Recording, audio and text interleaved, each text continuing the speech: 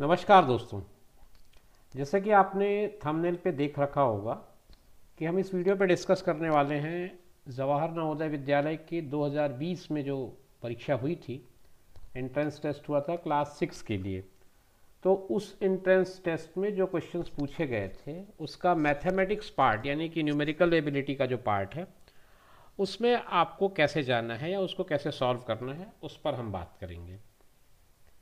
ये जो question paper है वो इंग्लिश मीडियम से मैंने लिया है, इसलिए क्वेश्चन इंग्लिश पे छपे मिल रहे हैं आपको।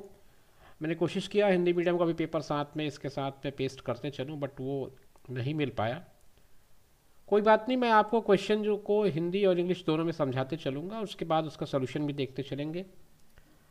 सॉल्व करते समय हम इस बात का पूरा ध्यान रखेंगे कि क्वेश्चन को कैसे और कितनी आसानी से कम समय में और पूरी एक्यूरेसी के साथ बना सकें। आइए शुरुआत करते हैं पहले सवाल से। पहला सवाल ये कहता है, if the number b is 10% less than another number c and c is 5% more than 150 than b is equal to. मतलब इसमें दो नंबर है b और c, एक नंबर है b और एक नंबर है c। इन दोनों के बीच में एक रिलेशन उसने बताया है। तो अगर मुझे c पता चल जाए कि c एग्जैक्ट कितना है तो मैं b को भी बता पाऊंगा। तो C के बारे में वो कहता है कि C क्या है, C इज 5% मोर देन 150। तो 150 का 5% कितना होगा। देखिए, अब 5% निकालने के लिए आपको तरीका ये होना चाहिए, किसी भी नंबर का 10% हम आसानी से निकाल देते हैं। तो 150 का 10% होता है 15, और इसका 5% निकालना मतलब इसका आधा कर दूं मैं तो 7.5, 7.5। तो 150 का 5% होता है 7.5। ये 7.5 आप इसमें ऐड कर दें तो अब ये नंबर हो गया 157.5। तो कुल मिलाकर के देखें तो C की वैल्यू जो है वो आ रही है 157.5। अब वो कहता है कि B जो है वो क्या है, इससे 10% कम है। तो अब इसका 10% मैंने अभी आपको बताया था, 10% निकालने का बहुत आसान सा तरीका होता है। आप यहाँ पर एक डिजिट पहले आप डेसिमल लगा दो, दशमलव लगा दो। तो आपको इसका 10% निकालना है, अगर C का 10% निकालना है तो वो हो जाएगा 15.75। तो कुल मिला के बात अगर कहूँ तो ये जो 15.75 है इसको मैं अगर इसमें माइनस कर दूँ तो मुझे B की वैल्यू मिल जाएगी। तो 157.5 को आप 5 शून्य कर लें ताकि वो लाइक डेसिमल में आ जाए, और उसमें फिर 1575 को आप माइनस कर दें। तो जब इसको आप माइनस करेंगे तो 10 में से 5 जाएगा तो 5 बचेगा, और ये 4 हो जाएगा, है ना। तो 14 में 7, तो ये 7 हो जाएगा वापस, और ये फिर 3 का 7 का जो है वो 6 हो जाएगा, 6 में 5 1 हो जाएगा, और ये 1 4 और ये 1। तो 141.75। अगर आप 141.75 कहीं अपने ऑप्शन में देख पा रहे होंगे तो यही आपके क्वेश्चन का करेक्ट सॉल्यूशन होगा। ऑप्शन डी में ये दिया हुआ है, तो ऑप्शन डी में जाकर के आप टिक कर सकते हैं, यही आपके क्वेश्चन का करेक्ट आंसर है। ठीक है। क्वेश्चन नंबर 42 एक बढ़िया और आसान सवाल है, बेसिक सवाल है। इसमें आपने पढ़ रखी चीजों को, लघुत्तम और महत्तम से संबंधित सवाल है। ये कहता है the sum of HCF and LCM of 15, 60 and 75 is. Hindi में अगर मैं कहूँ तो तीन संख्याएं दी गई हैं आपको, 45, 60 और 75। इन तीनों का आपको लघुत्तम निकालना है, इन तीनों का महत्तम निकालना है। लघुत्तम और महत्तम निकाल करके तीनों को, दोनों जो मान आएंगे उनको आपस में जोड़ देना है। ठीक है।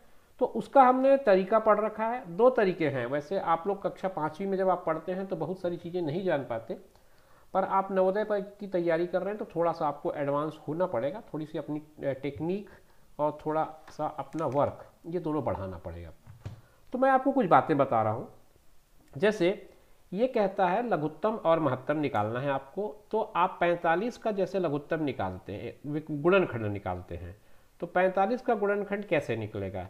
आप इसको क्या कहते हैं, हम अभाज्य गुणनखंड के रूप में अगर निकालना चाहें तो ये कुछ इस तरह से निकलेगा। 3 से जाएगा 15 बार, फिर 3 से जाएगा 5 बार, और फिर 5 से जाएगा 1 बार। ये 45 का हो गया। बिल्कुल इसी तरह से 60 का आप गुणनखंड कर लें, तो ये 2 से जाएगा 30 बार, फिर 2 से 15 बार, फिर 3 से 5 बार, फिर 5 से 1 बार। इस तरह से 1 के आते तक हमको जाना है। फिर ये 75 से अगर आप 75 का भी इसी तरह करें तो 3 से पहले जाएगा 25, फिर 5 से जाएगा 5 बार, फिर 5 से जाएगा 1 बार। ये जो चीज़ें हैं आपने निकाली, इसको हम कहते हैं अभाज्य गुणनखंड। अभाज्य गुणनखंड की मदद से आप आसानी से वो निकाल ले पाते हो, क्या, हाईएस्ट कॉमन फैक्टर, जिसको हम लोग महत्तम समापवर्तक कहते हैं। तो उसके लिए हम ये देखते हैं कि कौन कौन सी चीज़ कॉमन है। यहाँ 3 है, यहाँ पर भी 3 है, यहाँ पर भी 3 है। फिर आप देखिए ये 3 यहाँ है, लेकिन आगे किसी में दूसरा 3 नहीं है, तो हमारा काम खत्म हो गया। 3 के लिए अब आप नहीं जा सकते। 5 पे ट्राई करते हैं। 5 यहाँ है, यहाँ भी 5 है, और यहाँ भी 5 है।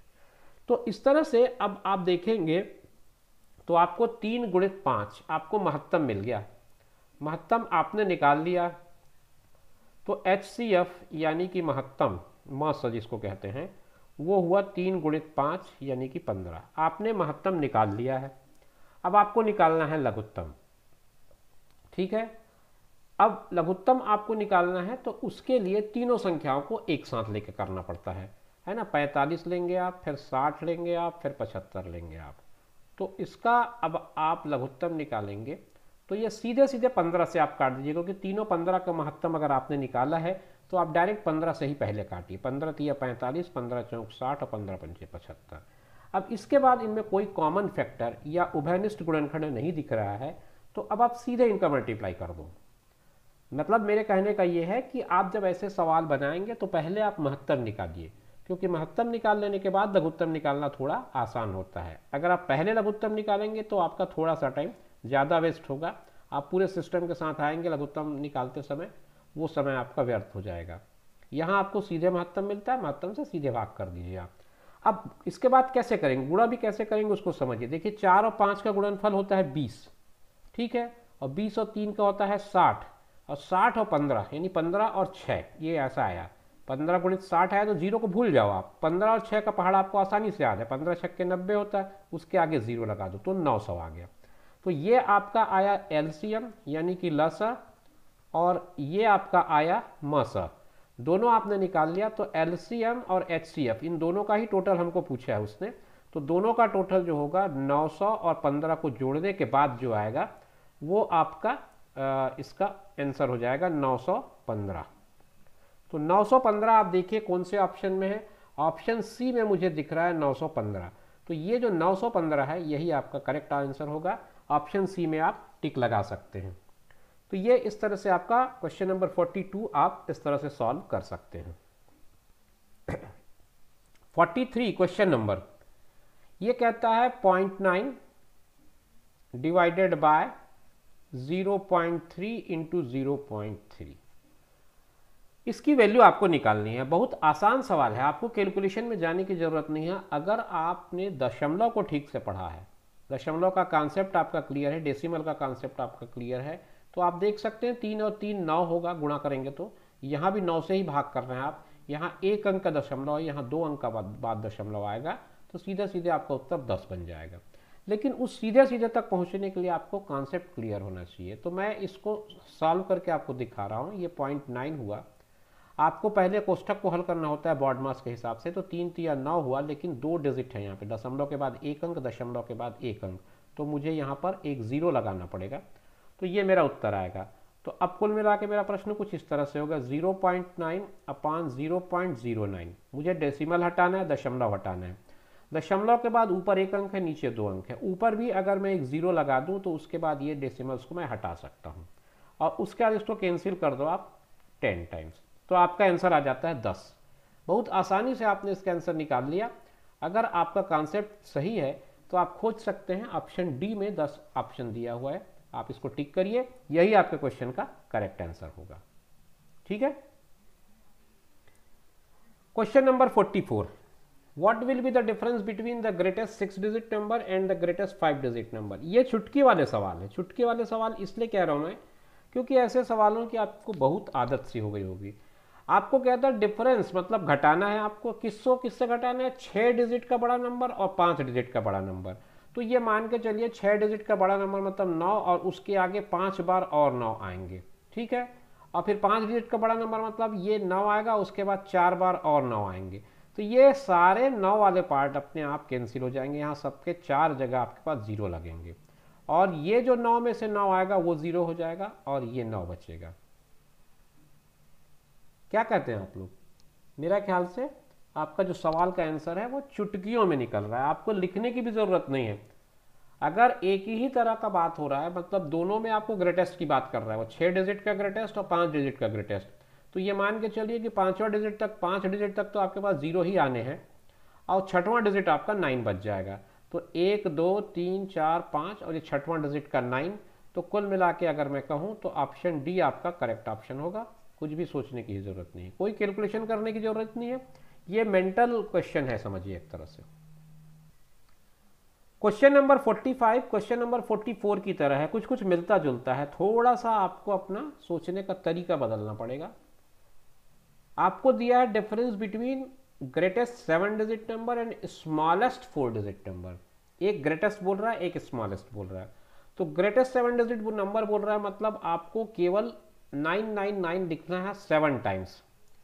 1 2 3 4 5 6 7, ये आपका 7 डिजिट नंबर होगा। 1 2 3 4 5 6 7, 7 डिजिट का ग्रेटेस्ट नंबर, मतलब 7 अंकों की सबसे बड़ी संख्या और 4 अंकों की सबसे छोटी संख्या का अंतर हमें निकालना है। अब 4 अंक की जो सबसे छोटी संख्या होगी वो यहाँ से स्टार्ट होगी, मतलब 1 यहाँ आएगा और उसके आगे उसमें 0 लगेंगे। तो अब इनको घटाना है, तो आपको घटाने की जरूरत ही क्या है, 9 में से 1 केवल 8 को देखना है, बाकी इधर भी 9 9 9 रहेगा, इधर भी 9 9 9 रहेगा। तो ऑप्शन डी ही सीधा सीधा दिख रहा है मुझे, बाकी तो कहीं कुछ करने की जरूरत नहीं है। ये 9 में कोई चेंज नहीं आएगा क्योंकि 9 में आप 0 घटा रहे हैं और इनमें आप कुछ भी नहीं घटा रहे हैं। तो ये थोड़ा थोड़ा आप अगर कॉन्सेप्ट को अपना बिल्टअप करते जाएंगे ना प्रैक्टिस के दौरान, तो ऐसे क्वेश्चन तो देखते ही बनेंगे, आपको कैलकुलेशन करने की जरूरत आपको नहीं पड़ेगी। तो इसमें हम कहाँ पर टिक लगाएं, ऑप्शन डी में टिक लगा दें आप, ऑप्शन डी आपका करेक्ट ऑप्शन हो जाएगा। हम पहुंच चुके क्वेश्चन नंबर 46 पे। क्वेश्चन नंबर 46 ये कहता है कि Amit bought a table of for ₹1200 and spent ₹200 on it's repair. He sold it for ₹1680 1681,680। His profit और लॉस परसेंट इज। हिंदी वाले समझ लें, अमित है, अमित ने एक टेबल खरीदा 1200 रुपये में, उसके बाद उस पर 200 रुपये खर्च करके रिपेयर कराया, उसको और ठीक करा दिया। अब उसने उस टेबल को वापस 1680 रुपये में बेच दिया, मतलब 1680 रुपये में उसने उसको सेल आउट कर दिया। तो आपको उसका प्रॉफिट या लॉस का परसेंट निकालना है, ठीक है। अब हम कैसे करेंगे, ये आपका क्रय मूल्य विक्रय मूल्य लाभ हानि इस तरह का सवाल है। तो आप अगर इसका कॉस्ट प्राइस देखें, कॉस्ट प्राइस कैसे निकलेगा, 1200 रुपये में खरीदा उसने 200 रुपये उसके रिपेयरिंग पे खर्च किया, तो कुल कॉस्ट प्राइस तो आपकी 1400 रुपये हो गई। आपने बेचा कितने में उसको, 1680 रुपये में बेचा। तो 1400 रुपये की चीज़ को 1680 रुपये में बेच रहा है, मतलब इसको हो रहा है प्रॉफिट। ये तो क्लियर कट दिख रहा है कि एसपी जो है वो बड़ा है सीपी से, तो इसको प्रॉफिट हो रहा है, ये बात तो क्लियर हो गई। तो जब प्रॉफिट हो रहा है तो ये वाला आंसर तो खत्म हो गया आपका। आपके पास अब 3 आंसर बच गए हैं, 3 आंसर में से कौन सा करेक्ट है ये आपको सोचना है। प्रॉफिट का परसेंट निकालना है, प्रॉफिट का या लॉस का, दोनों का परसेंट हमेशा कॉस्ट प्राइस पे निकलता है, ये बात अच्छे से आप ध्यान रखें। तो प्रॉफिट आपको कितना हो रहा है पहले ये निकाल लें। प्रॉफिट हो रहा है आपको 1680 में 1400 को घटाने के बाद जो मिलेगा वो, तो 1400 और 1680 यानी 280 रुपये का आपको प्रॉफिट हो रहा है। अब इस प्रॉफिट का आपको परसेंट निकालना है। तो अभी जैसा कि मैंने बताया, प्रॉफिट को आप कॉस्ट प्राइस से भाग दे दें, कॉस्ट प्राइस आपका 1400 है। कॉस्ट प्राइस लेते समय इस बात का जरूर ध्यान रखें कि केवल 1200 आपका कॉस्ट प्राइस नहीं है, 1200 के ऊपर जब 200 को आपने ऐड किया वो आपका टोटल कॉस्ट प्राइस है, क्योंकि आपने 1200 रुपये खरीदने के बाद उस पर 200 रुपये और इन्वेस्ट किया है। तो आपको कॉस्ट प्राइस देते समय 1200 नहीं 1400 लिखना पड़ेगा। अब ये 2 जीरो तो यहीं कट जा रहे हैं, 14 से इसको काट दिया 2 बार, 14 दूनी 28 आ गया। 20% की प्रॉफिट उसको दिख रही है इस ट्रांजैक्शन में। आपके ऑप्शन में मेरे ख्याल से ऑप्शन डी दिख रहा है मुझे, ऑप्शन डी आपका करेक्ट ऑप्शन है, 20% प्रॉफिट। तो ये तरीका होगा इस क्वेश्चन को बनाने का। क्वेश्चन नंबर 47, ये फिर से एक चुटकी वाला सवाल है, इसमें आपको कुछ नहीं करना है। आपको अगर दशमलव का सिद्धांत पता है, वो आपको एक्चुअल में इस क्वेश्चन के माध्यम से आपसे डेसिमल की टेस्टिंग कर रहा है, आपको दशमलव ठीक से आता है या नहीं, केवल यही जानना चाह रहा है। क्योंकि किसी भी संख्या में जब आप 1 का गुणा करते हैं तो वो संख्या अपरिवर्तित रहती है। तो 140.75 से, अभी मैंने दशमलव को समझ लीजिए भूल गया हूँ मैं एक तरह से, और मैं 0.01 को 1 मान के पढ़ रहा हूँ, और मैं 140-75 को भी 140-75 ही पढ़ रहा हूँ, 14075 यही आएगा जब आप इसका 1 से गुणा करेंगे। तो आपका आंसर तो अंक के हिसाब से ये बनता है। अब सवाल उठता है दशमलव कहाँ लगेगा। यहाँ पर 1 डिजिट, 2 डिजिट, 3 डिजिट, 4 डिजिट, मतलब आप अपने राइट साइड से 4 डिजिट देख लीजिए, काउंट कर लीजिए, और उसके बाद डेसिमल को लगा दीजिए, दशमलव को लगा दीजिए, 1, 2, 3 और 4, तो यहाँ पर आपका डेसिमल लग जाएगा। तो कुल मिला के 1.4075 इसका आंसर है। इसीलिए मैंने कहा कि ये चुटकी वाला आंसर है, ऑप्शन सी इसका करेक्ट ऑप्शन होगा। आप इस पर टिक लगा दें, और ये आपका ऑप्शन सी है। ये चुटकी वाला क्वेश्चन था बिल्कुल। 2-3 चुटकी वाला क्वेश्चन फेंकने के बाद आपको एक बढ़िया सा यॉर्कर डाला है उसने। अच्छा क्वेश्चन है, बड़ा क्वेश्चन है, 48 नंबर का जो क्वेश्चन है, ये कुछ हद तक आपको रैशनल नंबर, फ्रैक्शन, इसका कुछ और लीनियर इक्वेशन, दोनों तरह की चीज़ों का एप्लीकेशन सिखाएगा। और आमतौर पे इस तरह के क्वेश्चन को जो बोर्ड परीक्षा है, चाहे CBSE हो या स्टेट बोर्ड हो, उसमें क्लास 7th और 8th में के सिलेबस में देखने को मिलता है। बट फिर भी आपकी वो टेस्टिंग कर रहा है, हायर ऑर्डर थिंकिंग क्वेश्चन है, थोड़ा सा ध्यान से चलिए, समझिए इसको। 1/4 of the birds of a flock are at the river bank and 1/5 of that flock are in their nest. Remaining 22 birds are wandering in search of food. What is the number of birds which are in their nest? तो पहले आप question को ही समझ लीजिए, पहले हिंदी में हम बात कर ले क्वेश्चन क्या कह रहा है। क्वेश्चन में एक बर्ड्स का झुंड है, समझ लो आप, और उस झुंड के जो नंबर हैं उनको अलग अलग कर दिया उसने कहा कि उसका 1/4 जो है वो नदी के किनारे हैं, 1/5 जो है वो अपने घोंसले में है, और 22 जो बच गए हैं वो भोजन की तलाश में हैं। तो 3 तरह की चीज़ें उसने बताई। एक उसने बताया 1/4, ये कहाँ पर है, नदी के पास है, नदी के किनारे,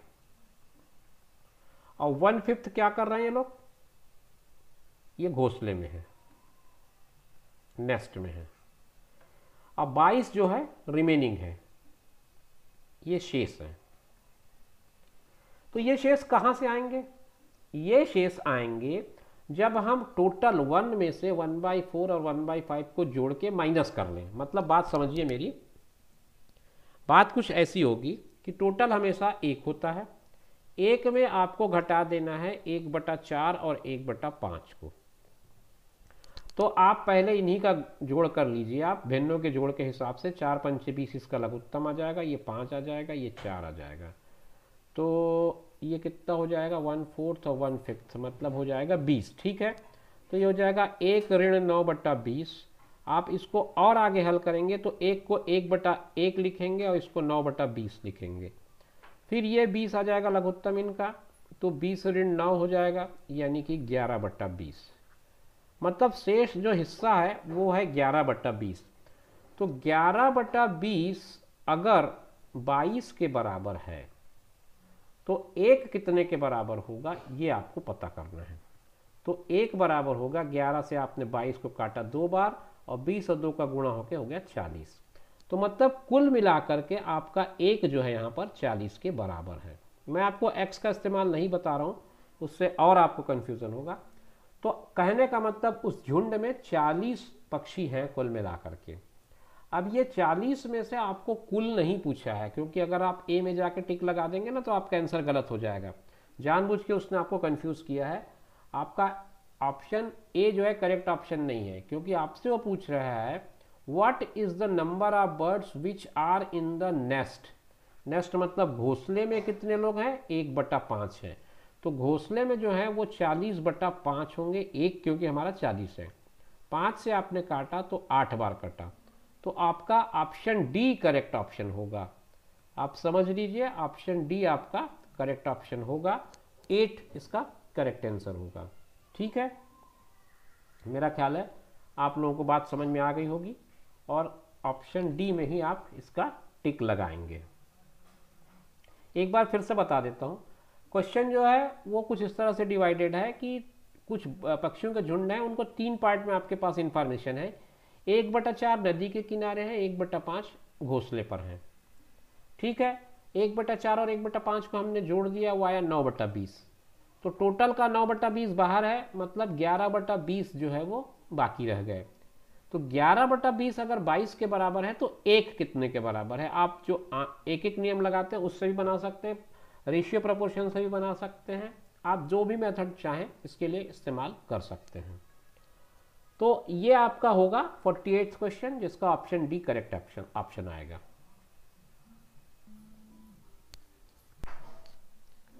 अब हम लोग पहुंच गए हैं क्वेश्चन नंबर 49 पे, और इस क्वेश्चन में आपको बहुत आसान से सवाल है। ये अगर आपने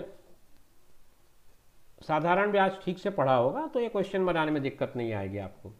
इन how many years does the sum of ₹1200 becomes ₹1800 at the rate of simple interest of 5% per annum. 1200 रुपए कितने साल में 5% वार्षिक ब्याज की दर से 1800 रुपए हो जाएगा? बहुत सिंपल सा है। आपके पास प्रिंसिपल है, यानी कि मूलधन जिसको आप लोग कहते हैं। मूलधन आपका है 1200 रुपए, और उसके बाद अमाउंट है जिसको आप मिश्रधन कहते हैं। मिश्रधन आपका हो गया 1800 रुपए। तो इससे क्या होगा? ब्याज मिल गया आपको। ब्याज आपका आ गया 1800 में से 1200, तो ये आपका आ गया 600 रुपए। 600 रुपए आपका इंटरेस्ट आ गया। आपको निकालना क्या है? टाइम निकालना है। तो टाइम का डायरेक्ट फार्मूला है आपके पास, तो आप उसको इस्तेमाल कर लीजिए। टाइम का फार्मूला है SI गुणित 100 बटा प्रिंसिपल गुणित रेट।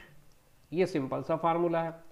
आपका SI है 600, ये है 100, प्रिंसिपल है आपका 1200, और रेट आपका दिया है 5%। ये दोनों जीरो तो यहीं कैंसिल हो जाएंगे, और ये 12 से कटेगा, 12 पंचे 60 होता है, जीरो कट गया, 5 से इसको काटेंगे आप तो 10, 5 दहम 50। तो इसका ऑप्शन ए जो है यानी कि 10%, यही मुझे लग रहा है करेक्ट ऑप्शन होगा। 10% मेरा आंसर आ रहा है। आप ऑप्शन ए में टिक लगा सकते हैं, कोई चिंता की बात नहीं है, आराम से आप लगाइए क्योंकि ये करेक्ट आंसर है। ठीक है, आगे देखते हैं। क्वेश्चन नंबर 50 है। क्वेश्चन नंबर 50 आसान तो नहीं कहूँगा मैं, लेकिन कॉन्सेप्ट अगर आपका सही है तो आसान है। कॉन्सेप्ट सही इसलिए क्योंकि ये आयतन के सिद्धांत पर आधारित है।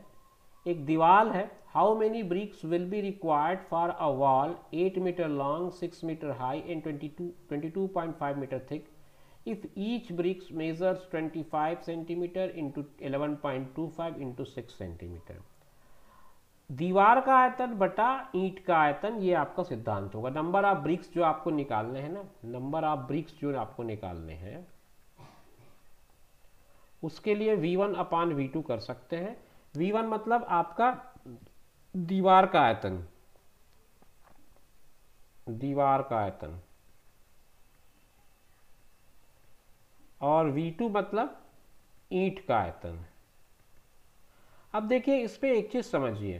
पहला काम होता है ऐसे क्वेश्चंस में यूनिट चेक करना। आप यूनिट चेक कर लें। आप यूनिट चेक करेंगे तो ये मीटर में है, ये मीटर में है, लेकिन ये सेंटीमीटर में है।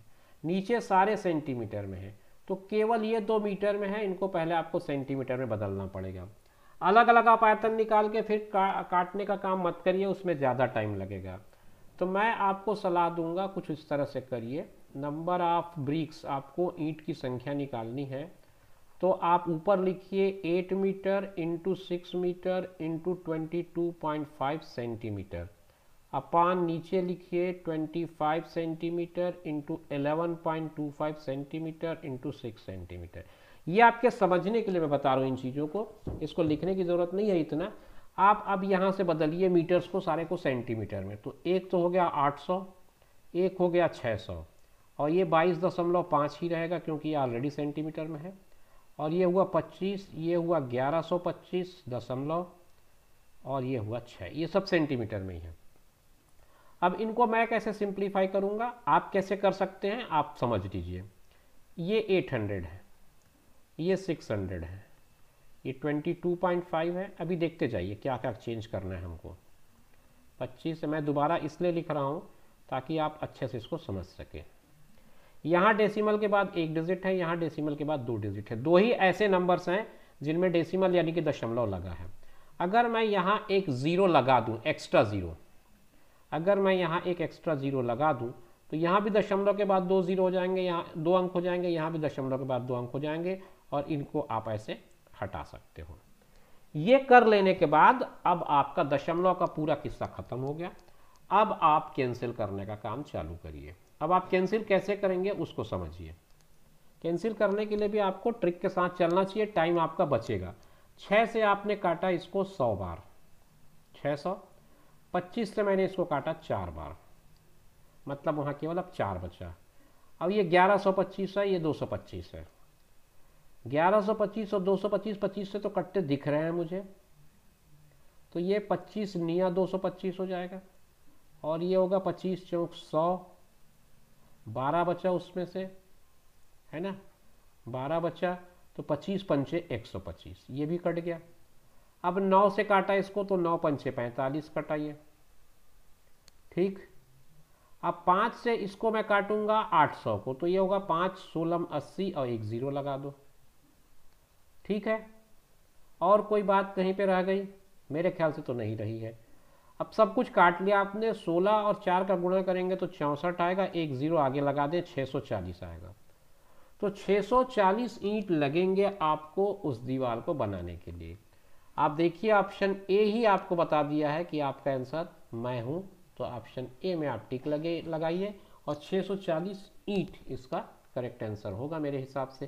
कहीं कोई डेसिमल का कोई दिक्कत तो नहीं हुआ, ये चेक कर लें एक बार, क्योंकि इसमें 6400 भी दिया है, तो एक बार आप चेक कर लें कोई डेसिमल वाला प्रॉब्लम तो नहीं आया है कहीं।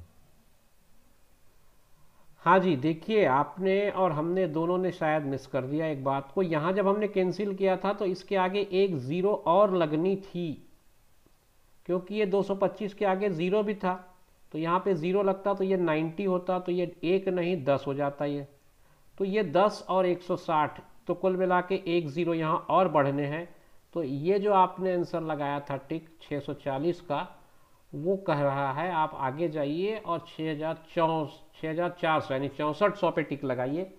आपका करेक्ट आंसर होगा 6400 रुपये, 6400 ईंट। तो ये आपका क्वेश्चन नंबर 50, यानी कि 10 क्वेश्चन हमने किए 41 से लेकर के 50 तक। अब बाकी जो क्वेश्चन है वो मैं नेक्स्ट वीडियो में आपके साथ डिस्कस करूंगा, क्योंकि बहुत लंबी वीडियो हो गई है, 27-28 30 मिनट, लगभग आधे घंटे की वीडियो हो गई है। तो अगला जो पार्ट होगा वो हम क्वेश्चन नंबर 51 से स्टार्ट करेंगे, ठीक है। तब तक अपना जो प्रैक्टिस है वो जारी रखिए। मिलेंगे नेक्स्ट वीडियो में। Take care, bye bye.